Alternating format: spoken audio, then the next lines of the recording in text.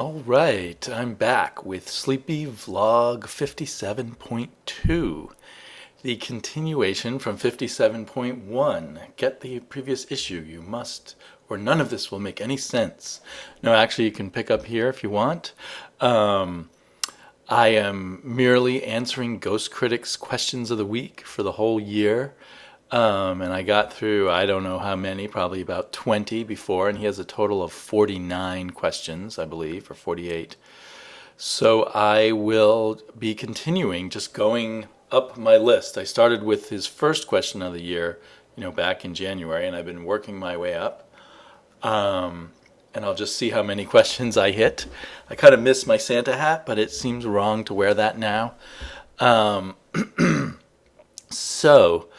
So yeah, I'm just gonna dive in. I'm sure I'll end up putting a link down below to GhostCritic's playlist of his 2014 questions of the year.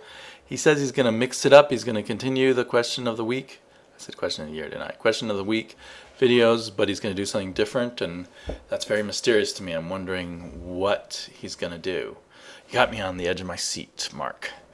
So, the last question I answered was unbelievable, something in comic books that's way beyond belief for you. So now the next question that he asked the following week was titled Team Player. Which comic book team would you like to be on? That's a very tricky question. I don't normally fantasize about being on comic book teams, and I guess the only comic book team I ever fantasized about being on was the Fantastic Four, because I'd loved the old-time Fantastic Four. I'd love to hang out in the Baxter Building and get into squabbles with Ben and Johnny, with Ben Grimm the Thing and Johnny Storm the Human Torch and all that fun stuff, plus this whole building full of gadgets and this crazy inventor, scientist, genius leader always coming up with something new. So yeah, I guess that if I had to be a team player, I'd want to play with the Fantastic Four. Dream job, meaning your dream job in comics. For any current comic book series, which would you write or draw? So it has to be something going on right now. And, at first you think of the things you love, but I already love the way whoever is doing it, like Charles Soule on Swamp Thing. Of course, he's leaving. But I don't feel like I can top Charles Soule or top Alan Moore. There's some great writers on Batman, particularly Tomasi and Snyder, particularly Tomasi. I don't immediately think of what I could do new with Batman. I used to love, as a kid, I loved the Fantastic Four. But it feels like the best has been done there. With Captain America, I loved as a kid. I don't know how I would do Captain America. So after a short bit of thinking here, what I'd really want to do of comics that are currently being published is take over on Superman as the writer. If I were a good enough artist, sure, as an artist, but let's stick to being a writer, I guess. And the reason why is because I think there's so much untapped potential in Superman. We see bits and pieces of that, of what can be great about Superman by creators in the past, but it really hasn't. It's really been stumbling lately, and I don't feel like the creators in the past have covered all the ground. There was wonderful work in All-Star Superman, some great stuff from John Byrne, some great stuff from the Silver Age and the early Bronze Age, I think, here and there. But I would want, sort of taking my notes from the various bits of Superman that I like, I would want to do a Superman that's very science fiction focused, with the kind of weird adventures, strange creatures, the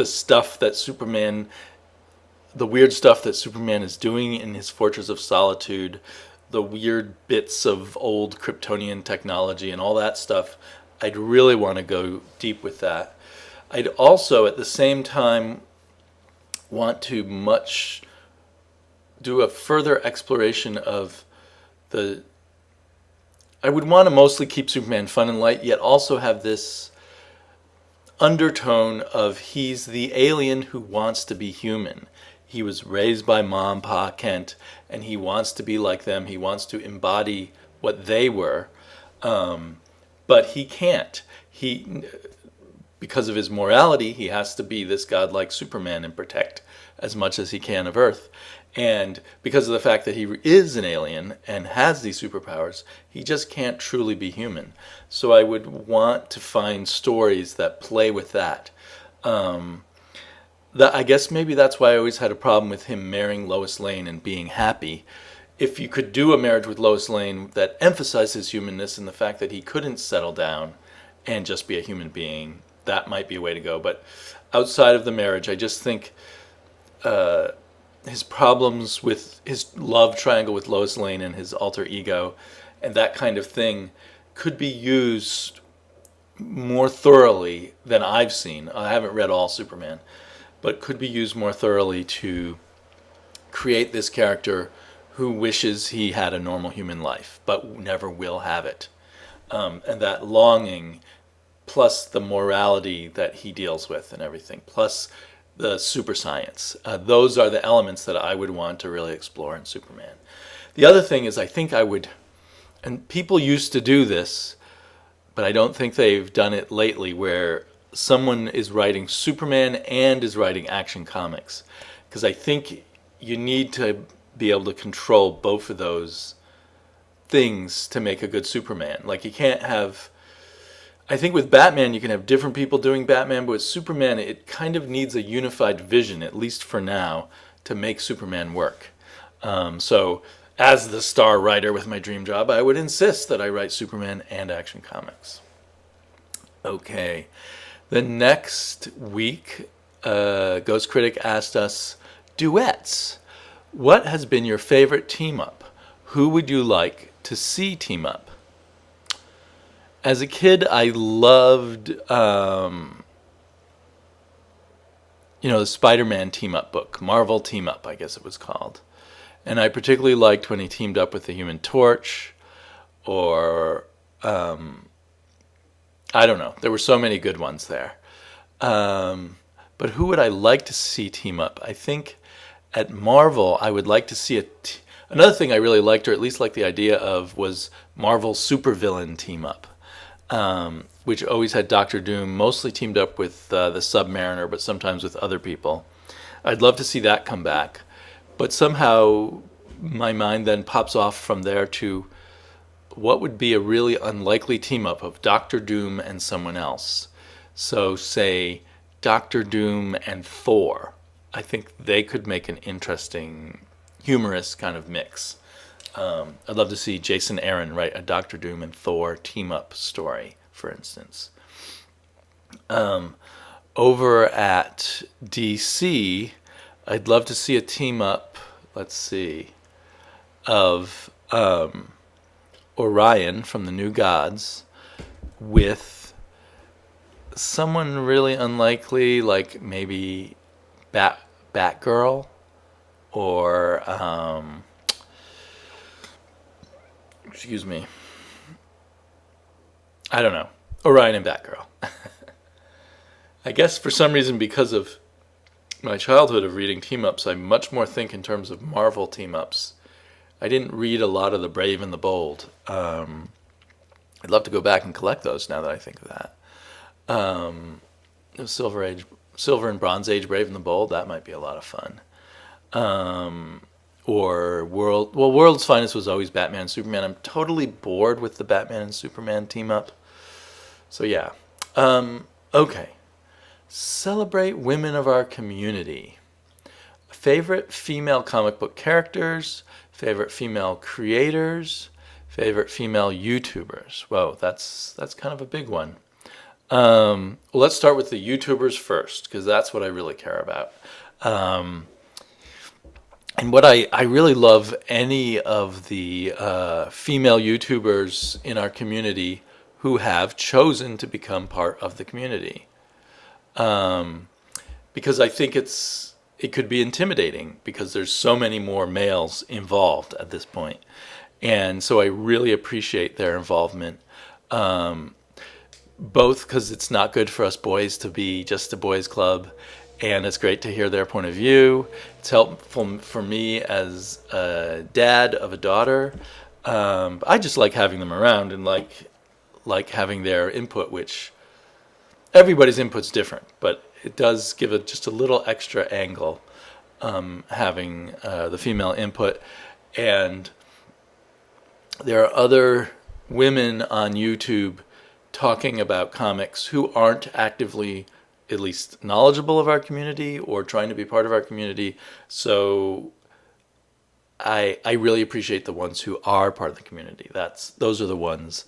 And I wouldn't want to leave any of those people out. And whether I can think of all of them off the top of my head right now is problematic. But I'll just whip off some of the ones I can think of, which are a comic book mom, Audrey, aka First Family of Comics, Reader 1717, La Raza, T, whatever she's going by right now. I think she's changed the second half of her name a couple of times. And Mercy's Little Show, and boy, I know there's others out there. So there's Living Dead Girl. Some others. I can picture them, but their names aren't the kind of names that jump out at you like First Family of Comics. Anyway, so all of you women who are part of this community, that is just totally fantastic. Favorite female creators. Well, I can't remember the names of all of them. One of them, I think, is Noelle Stevens, and the creators of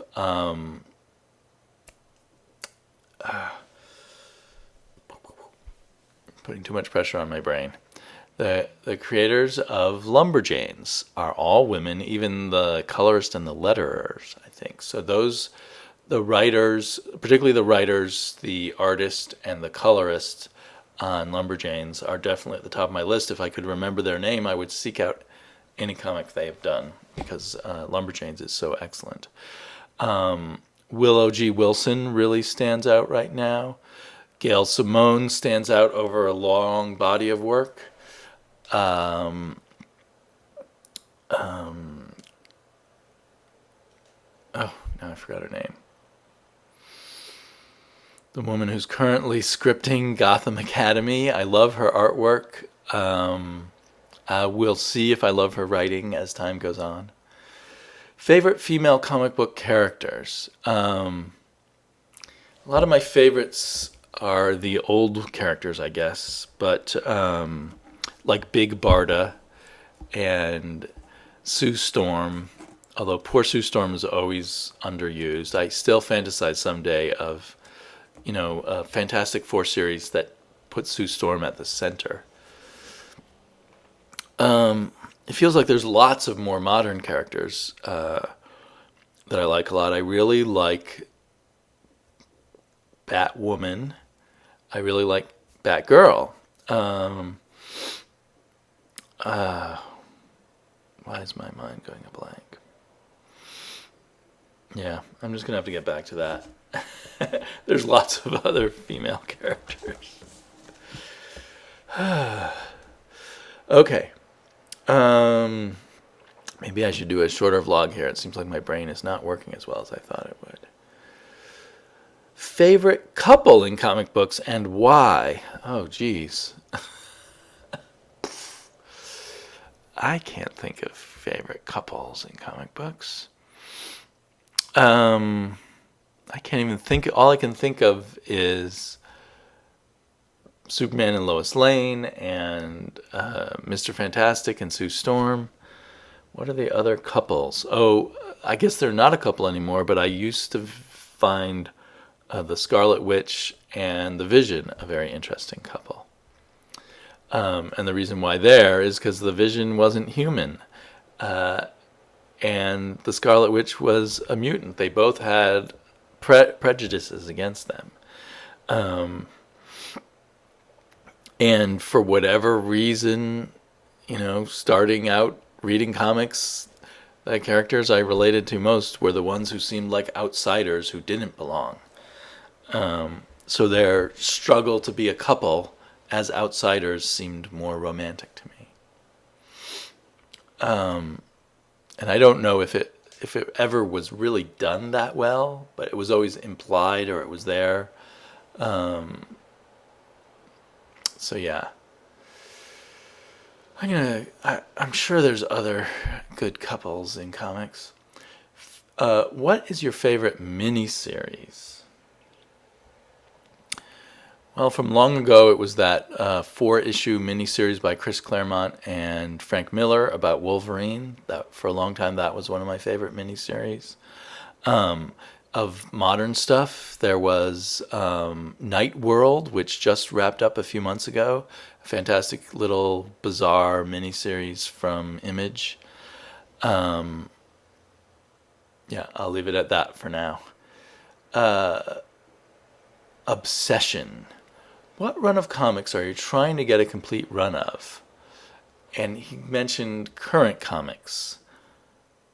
A complete run of current comics that I'm trying to get a run of. I don't know. I mean, right now I feel kind of obsessed. So this isn't a run and this isn't current, but I feel obsessed with the 25-cent comics that came right after the 15-cent comics. So comics were 12 cents for a long time in the 60s. Then they went up to 15 cents. And then they very quickly went up to 25 cents. And when they went up to 25 cents, Marvel and DC pretty much doubled the size of the comic books. And occasionally they would have like 38-page stories in them, like the very first Avengers that I ever bought, Avengers 92, I believe it was. And other ones would have reprints and backup stories and the like. But I feel kind of obsessed with those. So then they, Marvel, like after a month or two, lowered the price to 20 cents. And maybe after a year or 10 months, DC also lowered the price to 20 cents. So there's just a narrow little window where there were these oversized 25-cent comics, particularly a lot of them from DC, of course. And then eventually the regular comics went up from 20 cents to 25 cents. So I'm not looking for that second set of 25-cent comics, just that short period where they were 25 cents and double-sized.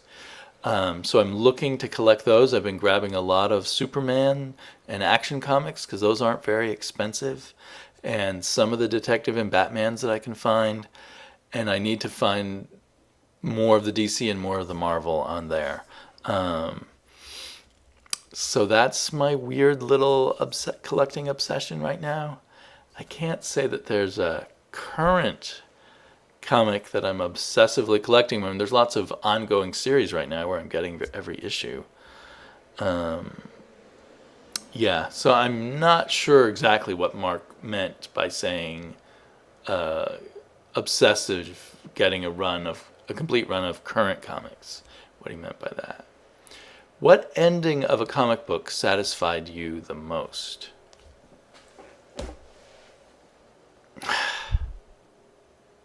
I know I had an answer to that one. I remember that Rick Remender's run on Uncanny X-Force was very satisfying when it ended. I was pretty satisfied by the Matt Fraction Allred run on the Fantastic Four when it ended. Not on the Fantastic Four, pardon me, on the FF, the Future Foundation. But it wasn't ended by Matt Fraction, it was ended by Mike Allred's brother, following the plot outline of Matt Fraction's, because he had left that comic.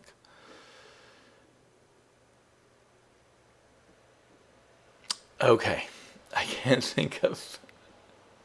Oh, and I missed one. Before that, I should have asked Favorite first issue of all time? Yikes. I really should have read these questions ahead of time. Favorite first issue of all time? I think I'd have to say The New Gods. I mean, that wasn't the first Jack Kirby's Fourth World comics to come out, but to me that was the defining Fourth World comic, and the Fourth World comics, and particularly New Gods, represented Jack Kirby at his creative peak, I feel. So to me, that might be a favorite first issue of all time.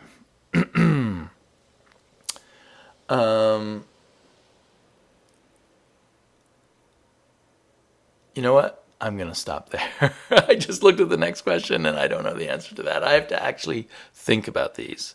So there's going to be at least one more in this series. I'm going to look over the questions, think about them, maybe answer them tomorrow.